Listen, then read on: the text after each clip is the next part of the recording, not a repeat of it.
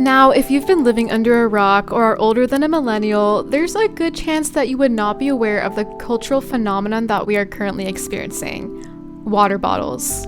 What once was a simple eco-friendly utility item to carry water has now transformed into this culture of collecting various styles and colors as a fashion statement. The rate at which these brands have been going in and out of style has been absolutely mind-boggling to me, and it has led me to go into a little too much research of these water bottle brands and the history of it all. What is so special about these water bottles anyway? And is the Owala truly better than the Stanley?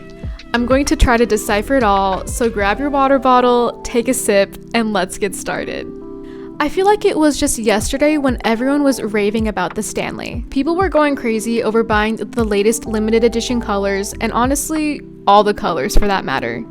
The thing is, it was pretty much yesterday. Just a couple months ago, there was news about people racing to Target to get the limited edition pink Stanley cup, and every girl wanted a Stanley for Christmas. I got a Stanley!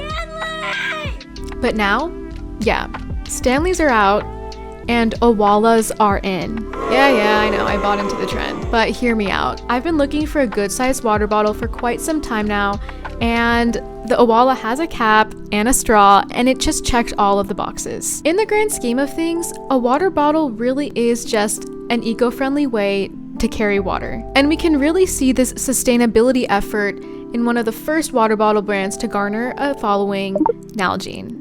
Nalgene started in the late 1970s, and by the 90s was popular among hikers and gathered somewhat of a status symbol among college students. In fact, it was popular to put band stickers on them to decorate them, which sounds like such a 90s thing. By the early 2000s, water consumption was on the rise, resulting in a greater demand for water bottles. Interestingly enough, water demand increased when companies like Nestle and Coca-Cola started to bottle and advertise them, which is really funny because these are literally companies known for creating diabetes-inducing beverages. In the 2010s, we see an even greater increase in water consumption as being healthy became more trendy. Brands like S'well, Yeti, and Hydroflask started to pop up, but what was different this time was the craze for water bottles was just on a totally different level. Imagine, it's 2017, and Visco girls are all the rage. They're cool, they're effortless, and if you were a teenage girl at the time, there's a good chance that you kind of wanted to be like them. What's that water bottle they're using? Oh, it's just a $30-something water bottle that you need to have if you want to be like them. Hydroflask was one of the first water bottle brands that I personally saw become trendy. I remember first hearing about it the months leading up to that summer and thinking, why on earth would someone want to buy a $30 water bottle? And mind you, this was before the crazy inflation we've been experiencing, so $30 really did sound like a lot for a water bottle. I think its success can be really attributed to the brand's ability to ride that social media wave and just ride along with the fact that it was going viral. I mean, there were plenty of memes of the stereotypical girls that had them. Hi, you must be new. Yeah, this is the new Hydro Flask. But you don't have one? And apart from that, it wasn't just a water bottle. It really could keep your water cold for hours, which was a game changer compared to those plastic water bottle brands like Nalgene.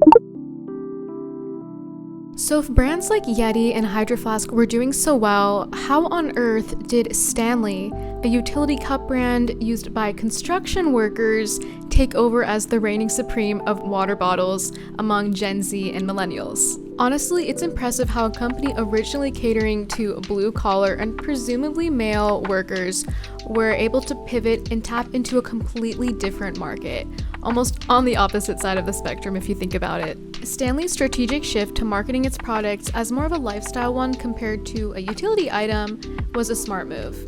There was already a small cult following for the Quencher before it went viral, so beyond having a great product, the growing popularity created a sense of FOMO, driving more people to buy one as they saw others with it. This viral trend, combined with its effective social media marketing, really solidified Stanley's place in the market.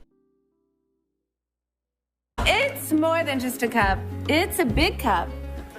Is there a void in your life? Fill it with cup.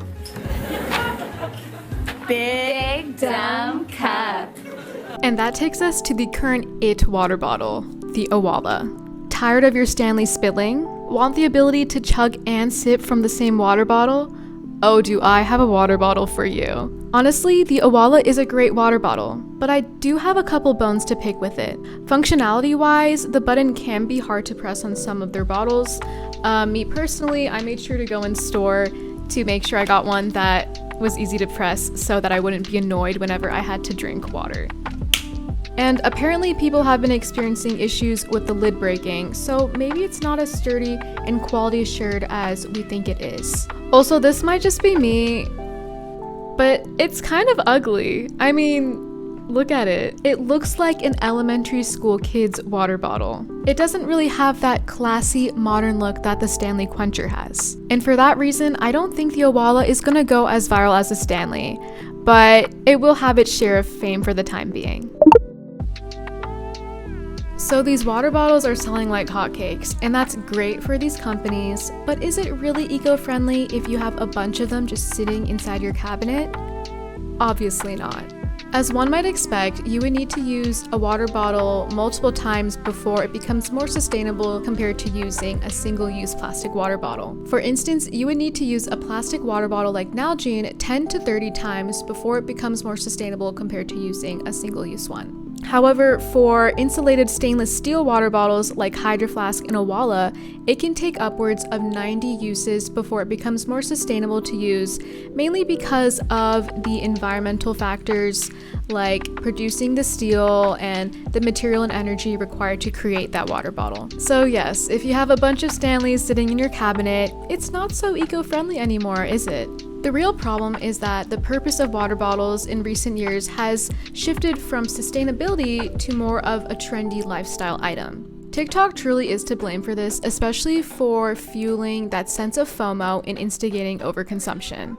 Sure, it can be fun to choose a style and color that shows off your personality, but maybe we should hold off from buying one that goes with every single outfit. Reusable water bottles are truly great for the environment, but buying multiple bottles only feeds our consumerist tendencies and ultimately does more harm than good.